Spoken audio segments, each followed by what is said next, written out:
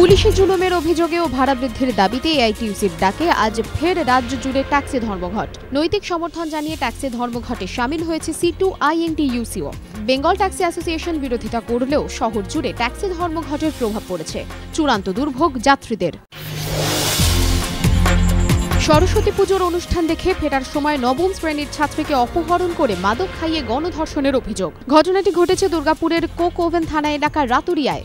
ছাত্রের অভিভাবকদের অভিযোগ, সোমবার রাতে ফাংশন দেখে ফেরার সময় তাকে ফুচকা খাওয়ার লোভ দেখিয়ে একটি পরিত্যক্ত বাড়িতে নিয়ে যান 3 যুবক। তারপর মাদক মিশ্রিত কোনো পানীয় খাইয়ে তাকে গণধর্ষণ করা হয় বলে অভিযোগ।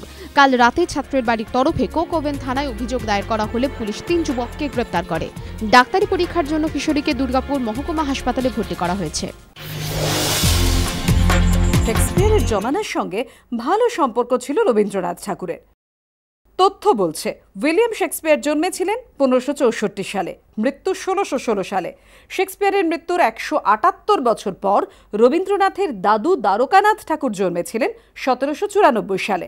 অন্যদিকে জন কিটস জন্মেছিলেন 1795 সালে, মৃত্যু 1821-এ।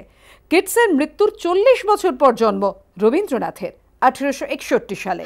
শেক্সপিয়ারের মৃত্যুর 178 বছর পর যেখানে রবীন্দ্রনাথের দাদুর জন্ম, কিটসের মৃত্যুর 40 বছর পর যেখানে রবীন্দ্রনাথের জন্ম, সেখানে কিটস ও শেক্সপিয়ারের জমানার সঙ্গে রবীন্দ্রনাথের ভালো সম্পর্কের কথা বলে কি বোঝাতে চাইলেন মুখ্যমন্ত্রী?